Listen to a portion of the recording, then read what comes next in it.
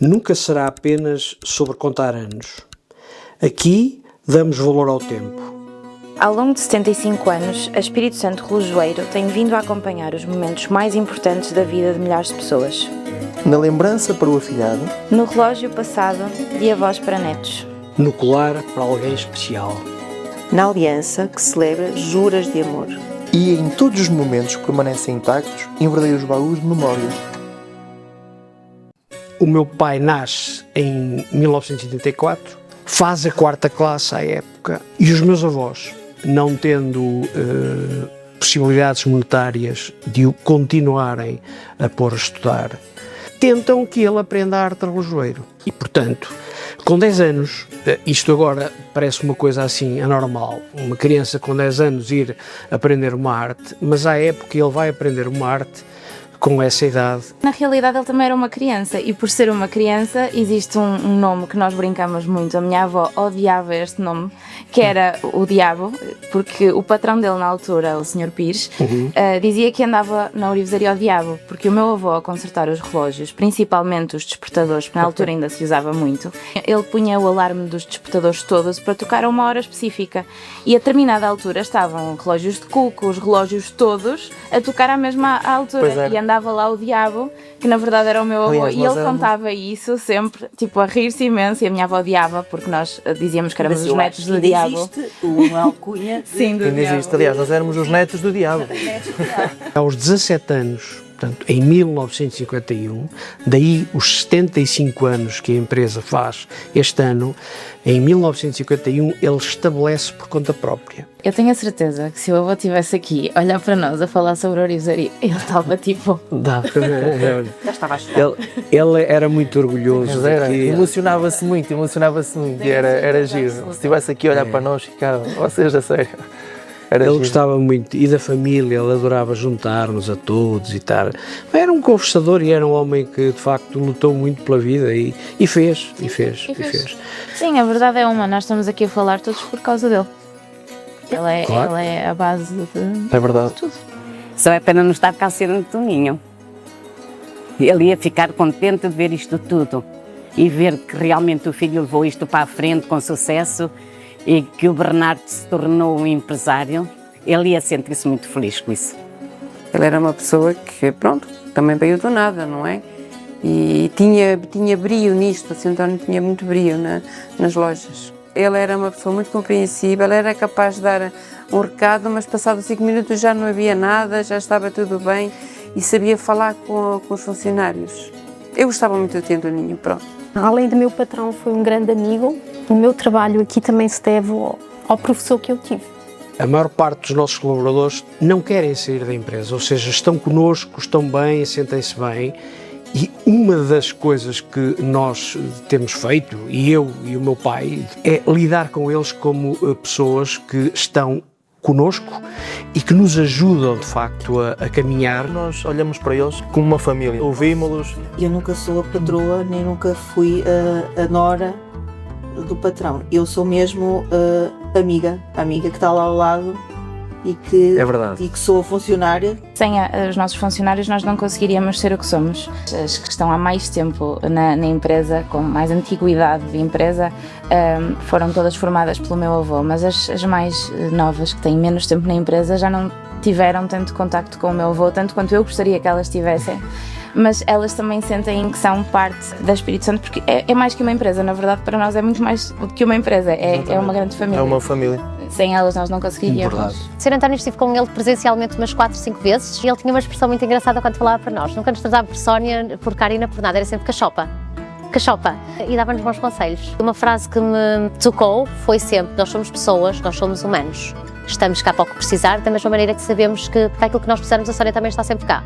Eu acho que é isso que torna isto uma família. Sou a funcionária mais antiga na empresa. Sou relojoeiro aqui na Espírito Santo, já há muitos anos. Eu vim muito nova, o Sr. António convidou-me para ver se eu gostava de vir trabalhar e eu disse-lhe que sim. Trabalho aqui há 29, vai fazer 30. Quando eu dei por mim, pensei, não, eu nasci para isto e é aqui que eu quero estar a vender joias, porque isto realmente é um mundo muito bonito. Temos variedade de peças, por exemplo, desde a relojoaria às joias, temos várias marcas, acho que tem um bocadinho de tudo, é diverso. A determinada altura, pelo fenómeno que nós éramos a vender relógios, a relógio Ómega, a marca na Suíça decide fazer uma convenção em Macedo Cavaleiros para tentar perceber porque é que numa terriola, no meio do país de Portugal, que era não sei onde, não sei quê, pá, vendiam tanto relógio. Existe um certo cuidado de atendimento ao cliente que com o fast fashion se perdeu. Portanto, a ourivesaria necessita de um cuidado. Nós aqui no interior somos muito cuidadores. Nós gostamos que as pessoas venham à nossa casa e servimos o pão e o presunto. E esse tipo de coisas, traduzida no atendimento ao cliente, nós passamos isto às nossas funcionárias que não são de Macedo. Algumas delas tiveram formação aqui para levar isso para lá e nós sentimos, muitas vezes dizemos isto, que é o que nos distingue. Muitas vezes as pessoas não estão preocupadas com o preço que vão pagar pelo concerto, elas estão preocupadas é que aquela peça que lhes foi doada, portanto, que fique em condições, portanto isso muitas vezes é o mais importante para o cliente. E muitas vezes eu sou honesto ao ponto de dizer ao cliente, ou pelo menos mandar dizer ao cliente, que se calhar isto não vale esse valor. Mas o cliente não se importa. Não se importa porque, lá está, tem um valor estimativo, foi deixado pelo pai, ou foi deixado pela mãe, ou não importa. Pronto, tem um valor estimativo, nem que ele tivesse dado 15 euros por aquilo, e agora paga 60 à vontade pelo concerto, não é por aí. Se nós não mantivermos esta relação de proximidade com as pessoas, é muito difícil sobreviver. Nós somos clientes também, e quando vamos a algum sítio, gostamos de ser bem atendidos. Eu gosto muito do atendimento ao público, comecei há 30 anos, não é? E há aqui uma história imensa que eu tenho nesta casa, que é, eu vi pessoas nascer, crescer, e agora já tenho situações em que já vieram escolher as alianças para o casamento. Temos o acompanhamento desses clientes, alguns já há vários anos, que depois trazem também os filhos, os netos. As joias que se vão vendendo acompanham um bocado a fase da vida das pessoas. Quando se iniciaram os furos das orelhas das crianças, antigamente as crianças para furar as orelhas iam às enfermeiras do hospital, depois surgiram estas pistolas para furar as orelhas e tal. Eu, inicialmente, furei muitas orelhas a crianças e a miúdas que ainda hoje foi você que me furou as orelhas na altura que os meus pais dizem, inclusive os da Raquel. E portanto isto vai perdurando no tempo, isto satisfaz-nos imenso que as pessoas se mantenham ligadas a Espírito Santo e que sintam que estão bem. Os nossos primeiros clientes cá vêm, comprou-nos um relógio da Police Digital, que isso já nem sequer existe, está descontinuado, e o cliente sempre que cá vem, que ele vem cá todas as semanas, faz questão de dizer que foi o nosso primeiro cliente e que nos comprou o relógio da Police. Foi aquele cliente da abertura que ainda hoje continua a vir cá à nossa loja. Tive uma cliente que veio com a filha para furar as orelhas, a filha já casou, já vendi as alianças, já batizou a miúda e já furei as orelhas à menina também. Considero que efetivamente o Sr. Tosé esteja a fazer um bom trabalho. Acho que ele é um patrão excelente. Eu vejo como amigo, tanto é que eu chamava-o Tosé, só que agora é que chamo-me Sr. Tosé, porque também é meu patrão. É amigo, é confidente, se precisarmos de alguma coisa ele está sempre lá. Eu era muito mais brincalhão do que estudante.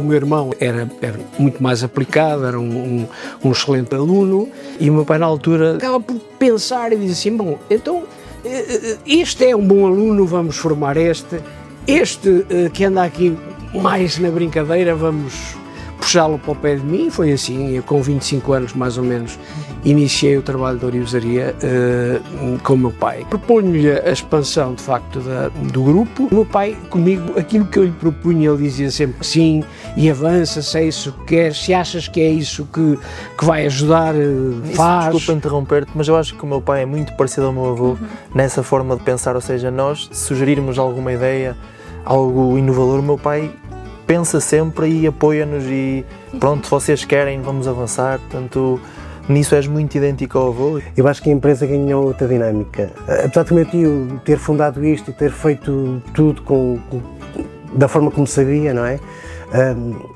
Às vezes é preciso também gente nova, com ideias novas, com outra dinâmica, e acho que tanto o Tosé como agora o Bernardo estão a impulsionar a empresa para outros patamares. O Bernardo está a criar aqui novas aberturas. Recentemente criou a marca no online e acho que já tem muito sucesso, acho que ele já tem essa visão de negócio, mais tecnológica. Esta adição do Bernardo à empresa para mim foi essencial. É muito difícil, o meu avô tinha uma forma de gerir a empresa, o meu pai tem uma forma de gerir a empresa, mas a verdade é que nós precisamos sempre de estar à procura de algo novo, de algo que faça evoluir, porque se nós não evoluirmos vamos estagnar é morrer. Não haveria ninguém na nossa família que conseguisse fazer tão bem como o Bernardo. Eu não tenho jeito nenhum, a verdade é essa. Ele é muito detalhado. É muito preciosista, é muito preciosista naquilo que faz ele. Não é com os outros, é com ele. É com ele, ou seja, eu quero que as coisas vão acima de perfeito. O cliente recebe as coisas em casa super rápido, com uma embalagem fantástica, com um cheirinho maravilhoso. Mais uma vez, é transportarmos este tipo de atendimento que nós temos para um online que é conhecido por ser muito impessoal. A diferença está no nós sermos transmontanos e no transmontano gostar de cuidar. A chave de sucesso, e eu lembro-me muito bem, pormenores do meu tio, é que nós nunca podemos deixar o cliente sair se não estiver satisfeito. E muitas vezes pegamos em concertos e em serviços que não nos vão dar lucro nenhum, que não nos vão dar trabalho, mas em prol do cliente nós vamos fazê-lo. Portanto, isso, acho que ao longo dos tempos os clientes também perceberam isso e continuam a aparecer. Nós somos simpáticos com os clientes, tentamos dar razão aos clientes mesmo que não a tenham. Acho que são tanto os patrões como os funcionários que fazem em casa. A simpatia acho que também é um ponto forte. Eu recordo-me que nós éramos ainda miúdos e a minha mãe obrigava-nos a ir para a orivesaria. Portanto, nós fomos, a mim e ao meu irmão, fizemos sempre parte daquele balcão, não é? Desde garotos, desde miúdos. Nunca me tinhas contado isso, mas quiseste passar para mim, foi? Sim, porque eu, pegando aqui um bocado, eu lembro-me do meu avô dizer que um dos melhores trabalhos que nós poderíamos exercer era exatamente atrás de um balcão. Yeah. Porque lidámos com várias pessoas. O cliente vem primeiro, o cliente tem que vir primeiro e isso sempre foi uma coisa que o meu avô quis transmitir. Se gostar daquilo que se faz, as coisas acabam por acontecer. Sem uma boa equipa, uma empresa não cresce. Porque a realidade é que quem é Espírito Santo? A Espírito Santo é a Sónia, a Karina, a Laura, a Vera, a Cláudia. Claro que é o Sr. José, claro que é o Bernardo, claro que será a Raquel, claro que é a Dona Dora, o Sr. António, a Dona Mariazinha, claro que são eles. Contudo, quem representa a Espírito Santo são as equipas, por isso o sucesso vem de uma mentalidade boa, que é do patrão, mas sobretudo da sorte das equipas com que se arranja. Porque sem as equipas, as empresas não se fazem. Eu entrei para a empresa e ainda era o Sr. António Augusto Espírito Santo. Gostei muito de trabalhar com ele, era uma pessoa espetacular. Tinha-me ao lado dele como se fosse da família e não como funcionário, isso é muito bom. Aquilo que eu recordo com alguma frequência é as conversas ao fim do dia que tinha com o meu tio. Aquela meia horinha que falávamos, em que ele me falava de tempos antigos, não sei o que, acho que são as melhores recordações que eu tenho. Ele às vezes até na brincadeira me chamava a chefe e eu brincava com ele, chefe, ai chefe, se eu fosse a chefe. Era muito brincalhão e gostava dele e até tenho saudades dele.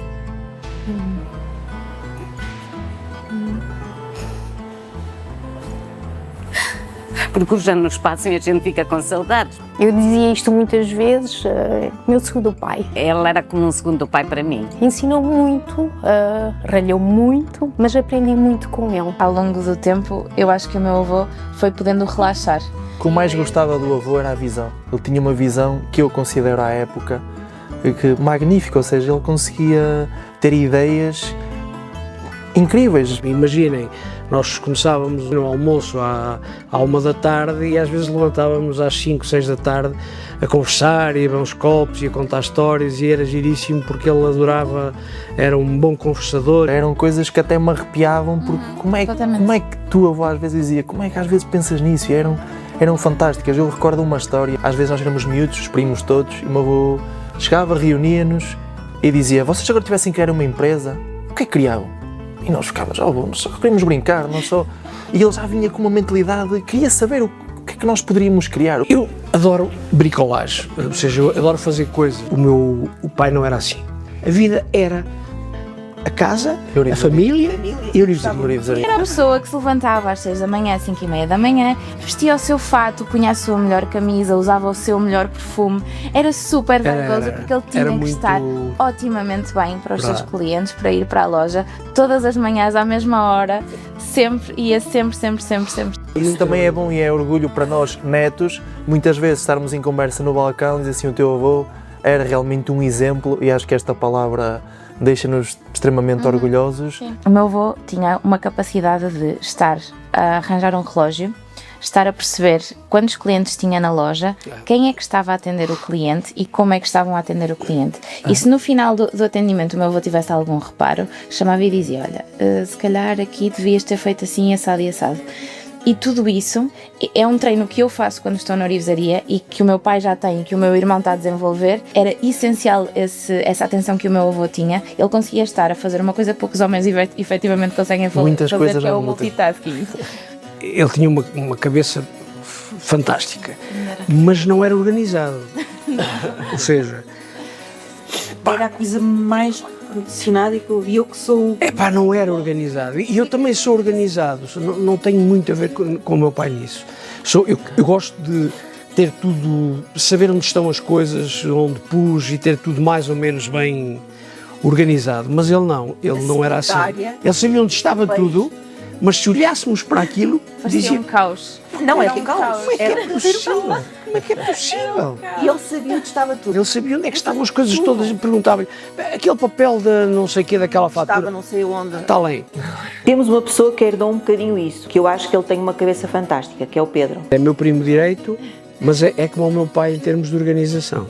Eu não sei como é possível. É um organizado dos organizados. Peguem, imaginemos, 30 sacos de concertos, cada um com a sua coisa, um fio de ouro, um fio de prata, um relógio, E diferentes lojas? eu ponho tudo em cima e olho para aquilo, Pedro, mas tu agora sabes qual é o fio daquele saco e daquele saco? Nunca nos deu um problema. Nós andamos para lhe dar um jeito à oficina há muito tempo e ele só diz, mas para mim está bem. Eu não fiz nenhum curso específico de relojoaria, portanto aquilo que eu sei fui aprendendo com o meu tio. Gostei da arte de relojoaria, entretanto também fui aprendendo por mim algumas coisas, que depois entretanto foram aparecendo relógios novos, modelos novos, máquinas novas, tudo novo, e ainda gosto muito daquilo que faço hoje. Aprendi muito com ele, aliás, muito daquilo que eu sei hoje foi com ele que eu aprendi, e eu lhe devo até o facto de eu hoje ser relojoeiro que sou, porque pronto, ele era uma pessoa já muito talhada naquilo, e foi com ele que aprendi essencialmente tudo. O facto de nós, por exemplo, a nível de relógios, termos um relojoeiro é uma mais-valia muito grande. Porque vão depois a uma loja onde comprar um relógio e querem colocar uma piga ou querem um outro concerto e não têm de imediato esse serviço. Eu ainda não falei aqui numa pessoa importante neste grupo, que é a minha mulher. A minha mulher, apesar de não estar ligada ao grupo diretamente, está nas minhas costas, como é evidente. Nas e diz-se... Nas nossas.